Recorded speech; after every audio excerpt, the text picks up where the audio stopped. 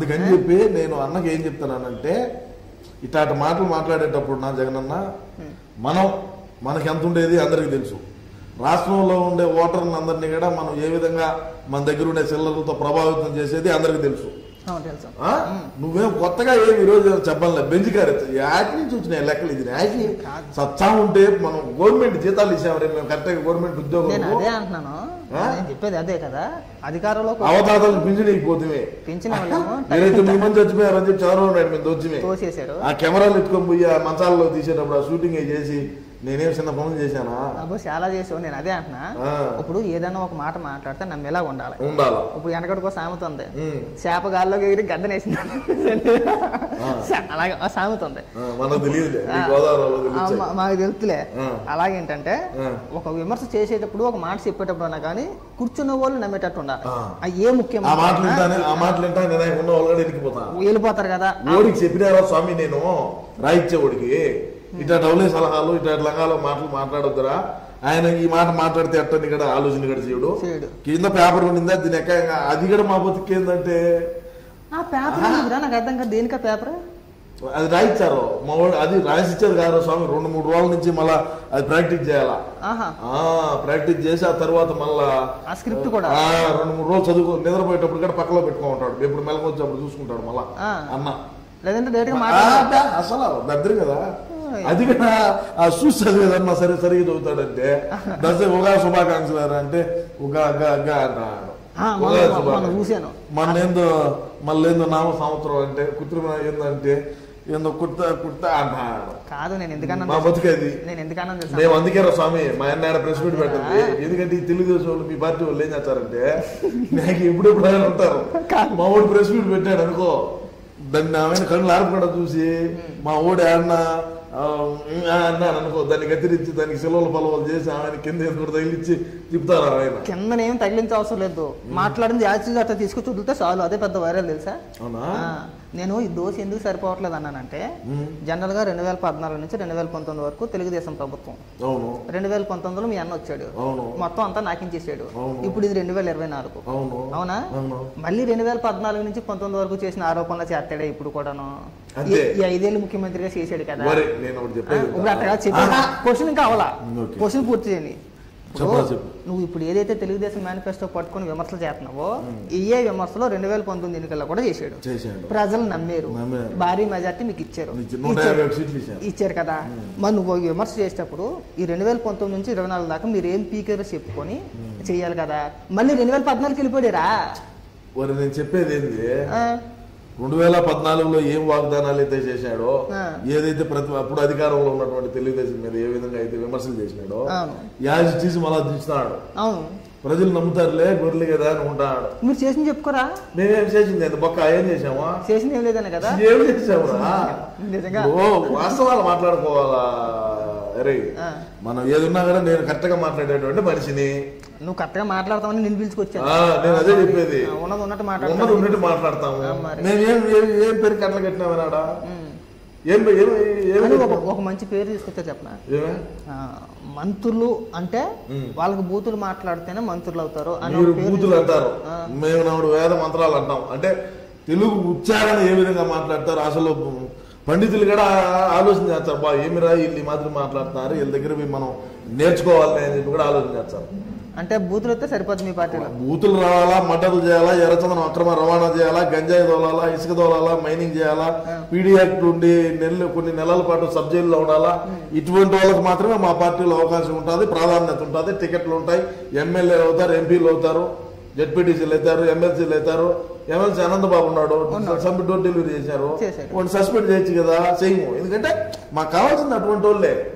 మా పార్టీలో ప్రాధాన్యత కూడా ఎక్కువ వాళ్ళకే ఉంటది. మాటలు చేసే వాళ్ళు, మంటలు, మానభంగాలు, ఆడవాళ్ళు పోతా ఉంటే చీరలు లాగాల, అట్లా ఆ విధంగా ఉంటేనే మేము వాళ్ళని లైక్ చేస్తాం. కానీ దరిద్రం ఏంటంటే ఒక్క మంత్రి ఆయా శాఖలకు సంబంధించి మాట్లాడటం తెలియచ్చే కదా. ముందు ముఖ్యమంత్రి ప్రెస్ మీట్ పెట్టడం, అయినా సరే మీరు కండువాలు వేసుకుని ప్రచారం చేస్తూ ఉంటదే చూడటానికి చాలా అసహ్యం అవుతుంది. అసహ్యం అంటే మేము కానీ ఆ మాత్రం తెలివి ఉండదా మీకు? ఎందుకు ఉండదా? ఎందుకని ఇప్పుడు పక్క రాష్ట్ర మంత్రులు ఉన్నారనుకో, ఆయా శాఖలకు సంబంధించి ప్రెస్ మీట్ పెట్టి ప్రజలకు దానివల్ల ఒరిగింది ఏంటి పీకింది ఏంటి అని చెప్పి వివరించే ప్రయత్నం చేస్తాం. మేము చేసింది ఏమన్నదంటారా? ఏం చెప్పుకునేమో బాబాయ్ మటర్ చెప్పామా, లేదంటే కోట్ల రూపాయలు అవినీతి చేసామని చెప్పామా, సచివాలయం తాకట్టు పెట్టామనేమా, 3 రాజధానులు కడుతున్నామని చెప్పి ఏమి చెప్పామో? ఏమి చెప్పాలా? చెప్పాలి, బాధ్యత ఉంది, మంత్రులకు ఉంది కదా. ఆ మంత్రులకు తెలిసే కదా. అంటే నిజానికి వాళ్ళందరినీ తీసుకొచ్చి మంత్రులుగా కూర్చోబెట్టి వాళ్ళందరినీ తెచ్చేది సరిపోయింది పో. మరి ఆ గోరంట్ల మాధవ్ గారిని కూడా తీసుకొచ్చి ఏదో నామినేట్ పదవిలో కూర్చోబెట్టుకుని అన్న పక్కన కూర్చోబెట్టుకుంటే అయిపోయేదిగా. అన్నకి ఆడ బదులు చూపిస్తాడు, అది కదా బాధ. ఆడేవాడిని ఏం చేసాడు, ఏం చేస్తాడు తెలిసిన టికెట్ నాకు కన్ఫర్మా కాదా, కన్ఫర్మ్ కాదా సజ్జలకి ఫోన్ చేస్తానంట. మనం చేసేటండి వీడియో కాల్, ఫోన్ ఎత్తేసారు వీడియో కాల్, వీడియో కాల్ ఎవరు గుడ్లన్నా లేవా దాన్ని రాబండ్రా స్వామి అని తట్టుకోలేక నాకు కూడా ఫోన్ చేసి చెప్పినాడు, ఎవరైనా నువ్వు వన్నవుతో మాట్లాడరా, నేను మళ్ళీ మాట్లాడితే నువ్వు సైకిల్ ఉండరు స్వామి అంటే మళ్ళీ ఇప్పుడు ఆపినాడు. కాదు ఇంకో డౌట్, 6 కాకముందే లైట్లే వేస్తాను అంటున్నాడు. 6 కాకముందే ఇంకా వెళ్తుండే కానీ ఎండాకాలం సాధారణంగాను ఆ విషయం అందరికీ తెలుసు రే, ఎండాకాలం కదా, ఎండాకాలం సాధారణంగా 6:30 వరకు కూడా చీకటి పడదు. మాట్లాడితే టైం చూసుకుంటాడు, ఏదో రేసీకటి ఉన్న వాళ్ళగా. నేను 6 గంటలకు ర్యాంప్ ఎక్కని అంటాడు, ఏదో క్యాట్ వాక్ చేసి పిల్లలాగా. ఒకవేళ ర్యాంప్ మీదకి వెళ్ళా కానీ చుట్టూ సెక్యూరిటీ ఉంటది. 4:30-5 గంటలకి లైట్ వేసామంటున్నాడు. నల్లది డ్రెస్ డిజైన్ చేశాను చూసావా? నేను చూడలా. చంద్రబాబు నాయుడు గారికి అంటే జెడ్ ప్లస్ సెక్యూరిటీ, ఆ సెక్యూరిటీ మాత్రమే మా అన్న కూడా డిజైన్ చేసుకున్నాడు. అంటే ఏపీ పోలీస్ అని ఉంటారు, తెలుసు. ఎన్ఎస్జీ తెలుసు. వాళ్ళు ఏం చిన్న ఓవర్ యాక్షన్ చేయడం లేదు, వాళ్ళు ఏం చేయట్లా. ఎందుకు వెళ్ళట్లేదు రేస్ ఎక్కట, లేదంటే ఇంకోటి అది ఒక ప్రచారం జరుగుతుంది. 6 దాటితే ఎందుకు వెళ్ళట్లేదు ర్యాంప్ మీదకి అని చెప్పేసి ప్రచారం జరుగుతుంది. ర్యాంప్ మీద ఎందుకంటే మా అన్న వేసుకునేది హీల్స్ వేసుకుంటాడు. ఓకే, అర్థం కదా. ఆడేమన్నా రాళ్ళు పాడు అట్ట ఇట్ట మంచి సెట్ ఉన్నాయనుకో, పడితే మరి ఆ మాత్రం ప్రతి సభలోనే ర్యాంప్ వేయడం దీనికి, ఇది ఎలాగ వెళ్ళని తెలుసు. ఇది ఎలా వెళ్ళడు ఏంటంటే సరే ఉండాలి కదా అట్లా షోయింగ్ అది కూడా గ్రీన్ మ్యాట్లు వేసుకుంటాం. అది ర్యాంప్ కాదు వాస్తవానికి, ప్యాన్ రెక్కలు. మనమే ఐడియా ఇచ్చింది, ఇది నాకు తెలుసు, నేను చూసాను. నాకు అది చూసిన తర్వాత గుర్తుకొచ్చింది, అది ప్యాన్ రెక్కలు అయ్యి ఇదే డిజైన్ ఆడేసింది ఇప్పుడు. కానీ మళ్ళీ 175 గద్ద నీది స్లోగన్ ఒకటి ఉంది కదా, 177 నీ నినాదం అది. మళ్ళీ ఒకవేళ నేను అదే అంటున్నా, 177 గెలిచినాకనే దించి మళ్ళా ముఖ్యమంత్రి సీట్ మీద. నేను అదే అంటున్నా, మళ్ళీ మీరు 177 గెలిస్తే కనుక రాష్ట్రంలో యువత అందరి చేతుల్లోని కూడా అటో నిమ్మకాయ బద్ద ఇటో నిమ్మకాయ బద్ద ఇచ్చి చేతికి చెప్తారు కదా, ఉప్పేసి చెప్తారు కదా, ఉప్పు కారం వేసిస్తాం, ఉప్పు కారం కూడా వేసిస్తారా? మహానుభావుడు. ఇంటికి 2 బద్దల కార్యక్రమాలు, ఇంటికి 2 బద్దల కార్యక్రమం అని చెప్పేసి అని. అంటే నువ్వు నవ్వుతున్నా కానీ మనం మా గ్రౌండ్ లో బ్రహ్మాండంగా ఉన్నది ప్రజాదరణ.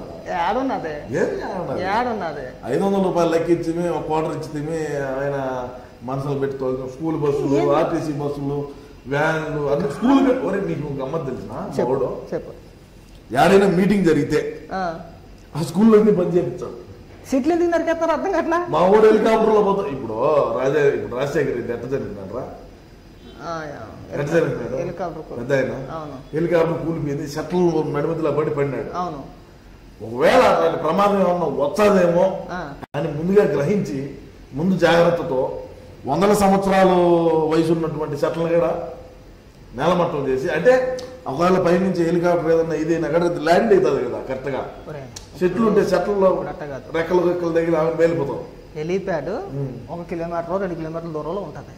2 కిలోమీటర్ల చుట్టుపక్కల మొత్తం చెట్లు నరికేస్తున్నారు. ఆ హెలికాప్టర్ టైర్లు ఉండవు రోడ్డు మీద వెళ్తానికి. అప్పుడు రోడ్డు మీద వెళ్తున్నారు, రెక్కలు అంతే, కింద నుంచి వెళ్తారు. స్టాండ్ ఉంటారు, దిగుతుంది. అంతమంది దిగిపోద్దా? ఒకవేళ అట్ట కాదు పోయి, ఒకవేళ ఏదన్నా ఇబ్బంది జరుగుతుంది, మోటార్ గీటరు గాలి మోటార్ పాడు ఏదన్నా పెట్రోల్ అయిపోయి ఎట్లా జరుగుతుంది, సంథింగ్ జరిగింది అనుకో, అప్పుడు మా అన్న పోవాలనేనా. అందుకోసం అని చెప్పి ఆ సెట్లు ఉంటే సెట్లు తగులుకొని హెలికాప్టర్ పేలిపోయే ప్రమాదం ఉంటుంది.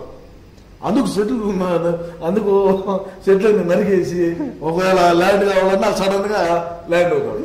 అందుకు చెట్లు నరికి మీరు మందులు వేసుకోవాలో మేము మందులు వేసుకోవాలో అసలు అర్థం కావట్లేదు. వేసుకుంటాను, నాకు అసలు అర్థం కావట్లేదు.